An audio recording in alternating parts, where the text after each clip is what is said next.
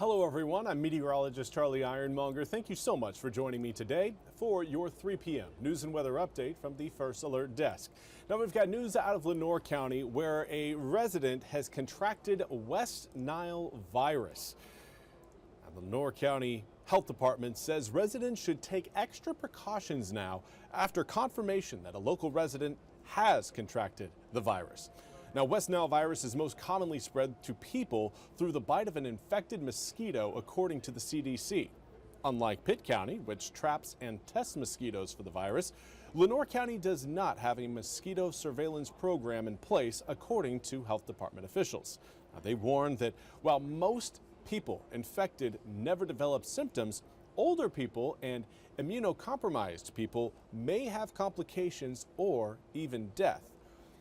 Now, Lenoir County Health Department Director of Nursing Brandy Jones said, quote, "Since we identified a case, we just want to make sure people are staying aware and taking those necessary precautions," end quote. Now, Jones says drain standing water, wear insect repellent, and use protective clothing outdoors, especially at dusk and dawn when the mosquitoes are most active.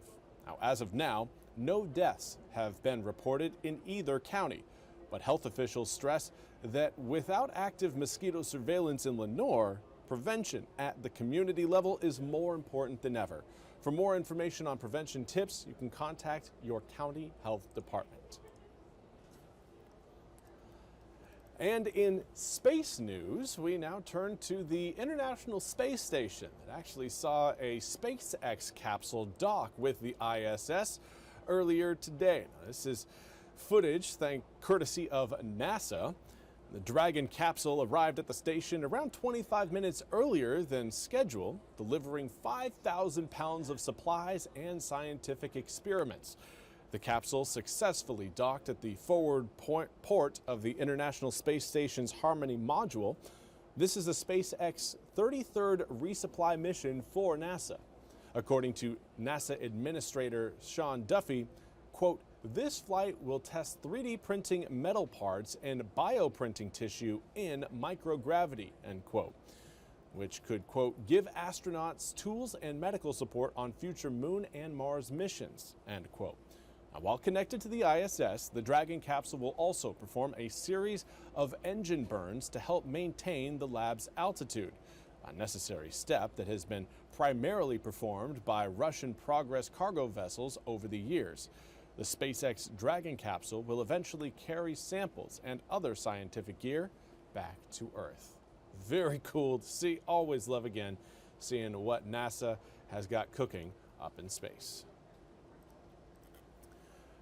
Now, we also want to highlight your weather forecast. It's been a mostly sunny day today. Air temperatures near our seasonal average, upper 80s, even some of us even getting into the low 90s. Here's what we've got outside right now in Greenville. 88 degrees, northwesterly wind at about 5 miles an hour, but dew points currently falling thanks to that northwesterly wind. Earlier today, we started out with about a 72, 73 degree dew point in Greenville, indicating there was more moisture in the atmosphere at that time than there is now with a dew point at 68 degrees. It's going to be feeling pretty spectacular here as we head through this week, because we are going to get a treat of fall-like air into eastern North Carolina a little earlier than what we usually see. Now, the question is, will that cool air actually stick around?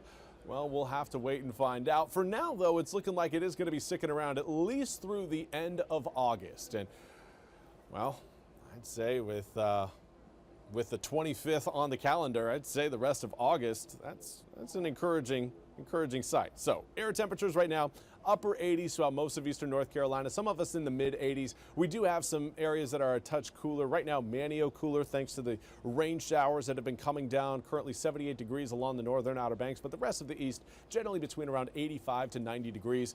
Humidity, your dew points, again, slowly falling. It's going to be a gradual process. It's really going to take through tonight into tomorrow morning before we can say, all right, we can really feel a difference outside. But so long as we maintain these west and northwesterly winds, that will certainly help us reduce the humidity throughout eastern North Carolina and make it feel more comfortable as we head through the next several afternoons.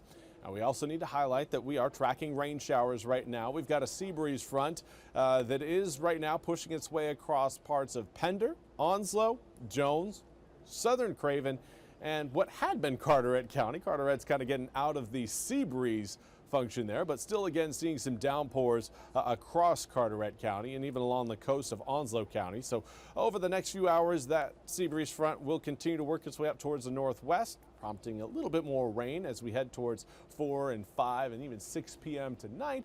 But once we get past sunset, that sea breeze front will be falling apart. Now, we're also tracking, again, a few showers around the northern Outer Banks and over mainland Dare County. Had some heavy downpours, certainly. Not seeing a whole lot of lightning associated with those downpours, but certainly something we'll continue to keep an eye on.